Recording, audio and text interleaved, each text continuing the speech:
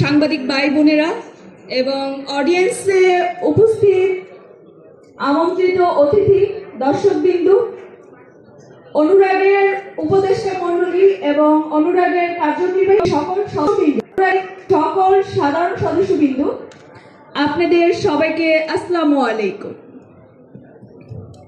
অনুরাগ সামাজিক সাংস্কৃতিক সংগঠনটি করার কারণ হচ্ছে আমি নিজে একজন সাংস্কৃতিক কর্মী।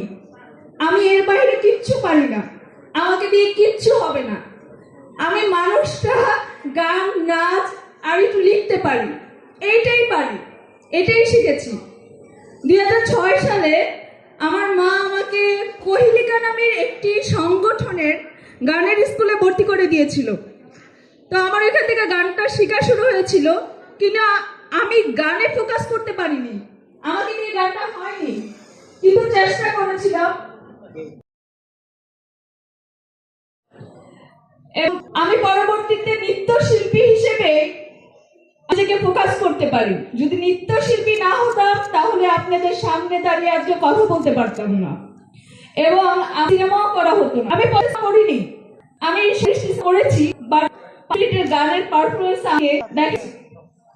সো আমি অত পরিচিত কেউ নই, পাবলিক পরিচিতি নেই বা কোনো নামও নেই, তবে আমি একজন ছোট্ট শিল্পী মানুষ।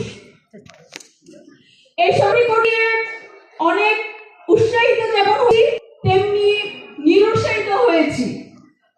তবে যারা বারবার আমাকে নিরাশ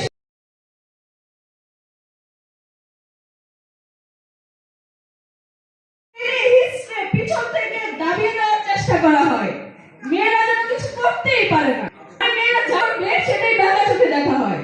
সমাজ এখনো মানে সেই আদি আমলে পড়ে আছে, মেয়েরা চাইলে ভালো কিছু করতে পারে, এটা কমাত নয়। আমি অত কথা বলতে পারবো না, কিন্তু আরেকটু ছোট কথা বলি। আমাদের এখানে আমার সম্মানিত উপদেষ্টা আছে শামীম মাহমুদ, অনুরাগ নামটি আমার ওনার জন্যই রাখা। আমি দেখছিলাম যে আমি নামটি রাখবো কিনা, ফেসবুকে স্ট্যাটাস দিয়েছি, ওরা আমাকে বলেছে নামটি রাখবো। সম্মানিত উপদেষ্টা আপনার জন্য নামটি রেখেছি, বাট সবাই খুব পছন্দ করেছে। সো অনুরাগটা থাকবে, সবাই খুব ভালো থাকবেন। আমার জন্য আমার পরিবার আমাদের দেশীয় সংস্কৃতি সামনে প্রেজেন্ট করার সততা এবং স্বচ্ছতার সাথে সাংস্কৃতিক সংগঠন সামাজিক অবদান পেয়ে তেমনি ইনশাআল্লাহ সব আমার উপর অনুষ্ঠান অনেক হয়েছে। তো এরপর হচ্ছে আমরা সবাই নাচ গান নিয়ে চলে যাব। ভুল হয় না শয়তানের, আজকে যদি কোনো ভুল হয়ে থাকে ক্ষমা করে দিবেন আল্লাহর হস্তে।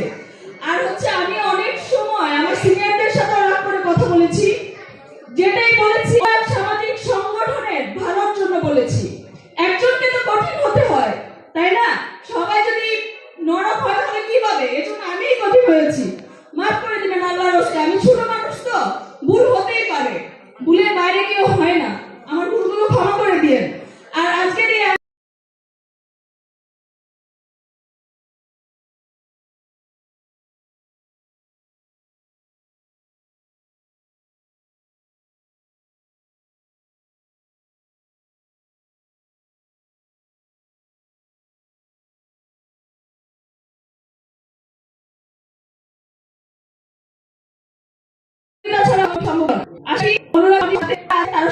আমি নাও থাকি